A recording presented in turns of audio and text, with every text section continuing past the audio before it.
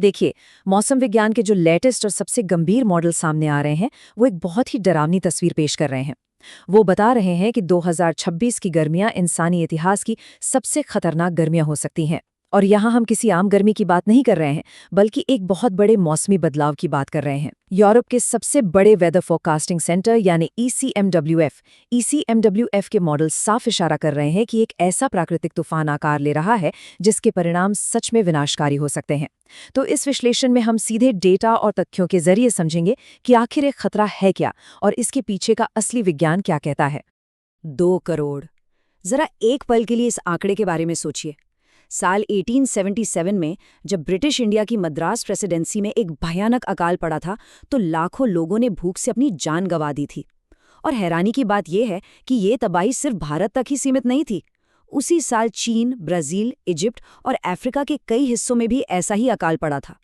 पूरी दुनिया में लगभग 2 करोड़ लोगों की जान गई थी। और पता है इसका कारण कोई युद्ध या बीमारी नहीं थी। इसका कारण एक प्राकृतिक फिनोमेना था जिसे आज हम सुपर अल नीनो के नाम से जानते हैं। एक ऐसा फिनोमेना जिसने पूरी दुनिया के मौसम को सचमुच पलट कर रख दिया था। कहते हैं ना कि इतिहास खुद को दोहराता है और ये देखना काफी डरावना है। 1877 की इस ग्लोबल तबाही के बाद हमने 2015 में भी एक सुपर एल नीनो देखा था। उस साल भारत में आज़ाद भारत के इतिहास की सबसे जानलेवा हीटवेव आई थी, जिसमें 2,500 से ज्यादा लोगों की मौत हुई और बारिश में भारी कमी दर्ज की गई। और अब 2026 के लिए मौसम विज्ञानियों का फोरकास्ट है कि हम पिछले 140 सालों का सबसे बड़ा मेगा एल नीनो देख सकते हैं। ये ऐतिहासिक पैटर्न एकदम साफ कर देता है कि ये कोई रूटीन मौसम का बदलाव नहीं है। ये कुछ ऐसा है जिस पर हमें अभी तुरंत ध्यान देने की जरूरत है। तो इस पूरी सिचुएशन को समझने के लिए हमारी आज की चर्चा का फ्लो कुछ ऐसा रहेगा। सबसे पहले हम अल नीनो क्या है इसे डिकोड करेंगे, फिर समझेंगे कि क्लाइमेट चेंज इसे कैसे और खतरनाक बना रहा है।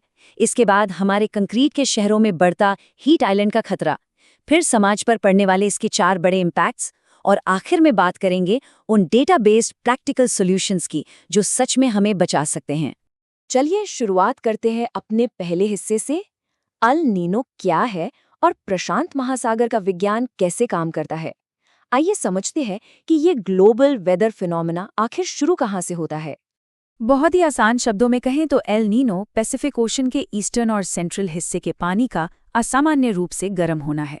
आपको जानकर हैरानी होगी कि 17वीं सदी में पेरू के मछुआरों ने इसे अल नीनो नाम दिया था, जिसका मतलब होता है एक छोटा बच्चा। लेकिन सच कहूं तो जब ट्रिलियंस लीटर्स पानी एक साथ उबलने लगे ना, तो इतनी भयंकर ऊर्जा निकलती है कि ये पूरे ग्रह की हवा, बारिश और मौसम के पैटर्न को 6 से 12 महीनों के लिए पूरी तरह से बदल कर रख देता है। ये कोई छोटे बच्चे का खेल बिल्कुल नहीं है। इससे ऐसे समझिए, नॉर्मल कंडीशन में जो हमारी व्यापारिक हवाएं होती हैं, जिन्हें ट्रेड विंड्स कहते हैं, वो गर्म पानी को पश्चिम की ओर ऑस्ट्रेलिया की तरफ धकेलती हैं। इससे वहां अच्छी बारिश होती है और भारत में भी बढ़िया मॉनसून आता है। लेकिन अल नीनो स्टेट में कहानी पलट जाती है। ये हवाएं अचानक कमजोर पड़ जाती हैं, तो वो जो गर्म पानी है वो पूर्व की ओर ही रुका रह जाता है। और इसका सीधा सबसे खतरनाक असर ये होता है कि भारत और दक्षिण पूर्व एशिया में मॉनसून बेहद कमजोर हो जाता है और सूखे जैसे हालात पैदा हो जाते हैं।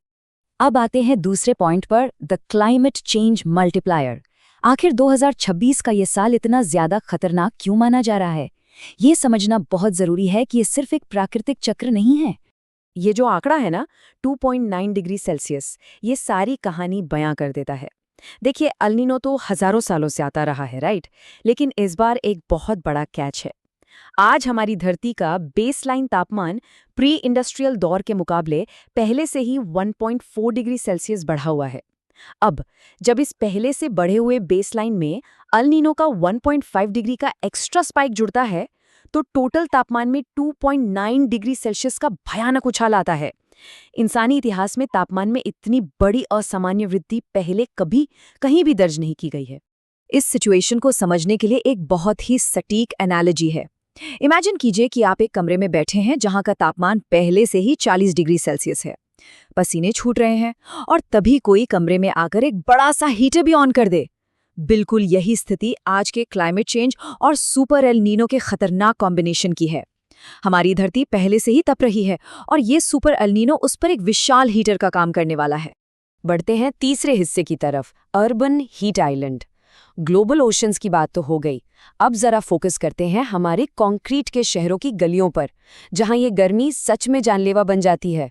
हम सबको अक्सर लगता है ना कि हीट वेव का मतलब सिर्फ दिन की वो चिलचिलाती धूप है, लेकिन 2024 के दिल्ली के डेटा पर नजर डालें तो पता चलता है कि असली कातिल कुछ और ही है।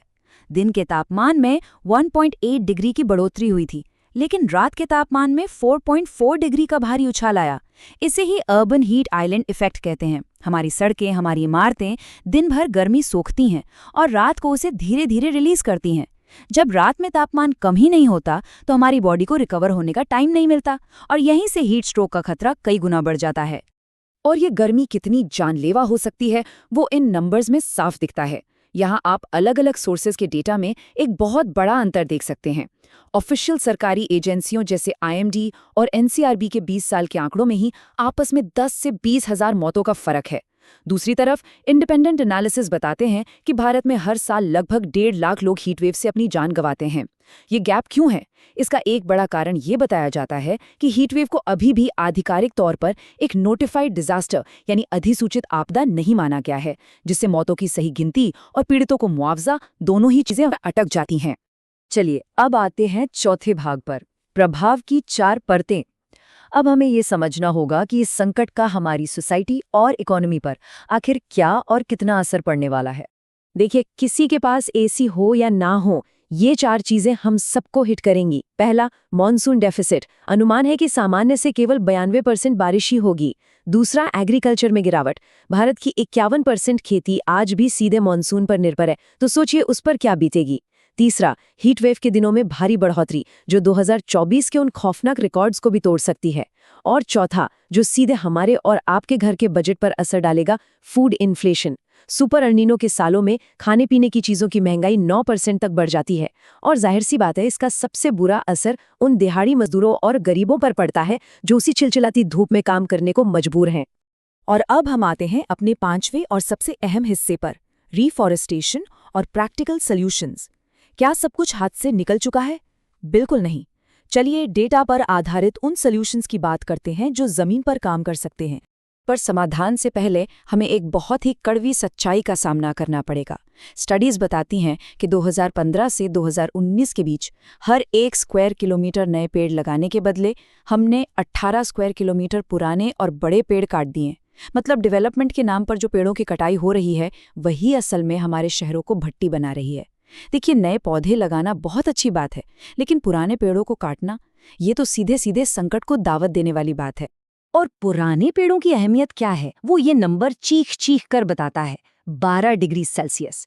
1182 स्टडीज का जब मेटा एनालिसिस किया गया तो ये बात सामने आई कि जो बड़े और पुराने पेड़ होते हैं ना, वो पैदल चलने वालों के लेवल पर तापमान को पूरे 12 डिग्री सेल्सियस तक कम कर सकते हैं। मतलब अगर बाहर 47 डिग्री की भयंकर गर्मी है तो एक बड़े पेड़ की छांव से सीधे 35 डिग्री पर ले आती है। कंक्रीट की इस जानलेवा गर्मी से लड़ने का इससे बेहतरीन और नेचुरल रक्षा कवच कोई और हो ही नहीं सकता। तो प्रैक्टिकली हमें करना क्या है? डेटा के हिसाब से ये 4 कदम सबसे जरूरी हैं। पहला और सबसे अहम, पुराने और बड़े पेड़ों को कटने से बचाना, क्योंकि नए लगाए गए पौधों के सर्वाइव करने का चांस सिर्फ 10% होता है। दूसरा, नए पेड़ों को सही तरीके और सही प्लानिंग के साथ लगाना। तीसरा, बड़े पावर ग्रिड्स पर डिपेंडेंसी कम करके लोकलाइज्ड सोलर पावर की तरफ बढ़ना। और चौथा, जो लोग धूप में काम करते हैं उन्हें ORS और ठंडा पानी देकर हीट स्ट्रोक से बचाना। सुनने में ये बहुत बेसिक लग सकते हैं, लेकिन कलेक्टिवली ये छोटे छोटे कदम बहुत बड़ा इम्पैक्ट क्रिएट कर सकते हैं। इस विश्लेषण के अंत में एक ऐसा सवाल है जो सच में हमें गहरी सोच में डाल देता है। इमेजिन कीजिए, अगर अल नीनो और क्लाइमेट चेंज की वजह से ये 45 डिग्री सेल्सियस का तापमान ही हमारा नया बेसलाइन बन जाता है, तो 2026 में जो बच्चे पैदा होंगे उनके लिए नॉर्मल गर्मी कैसी होगी? शायद वो कभी जान ही नहीं पाएंगे कि वो 35 डिग्री वाली खुशनुमा गर्मियां कैसी हुआ करती थीं। ये सवाल हमें एहसास दिलाता है कि इन सॉल्यूशंस पर काम करना अब सिर्फ एक चॉइस नहीं रह गया है, ये आने वाली पीढ़ियों के लिए हमारी सबसे बड़ी और सबसे ज़रूरी जिम्मेदारी है।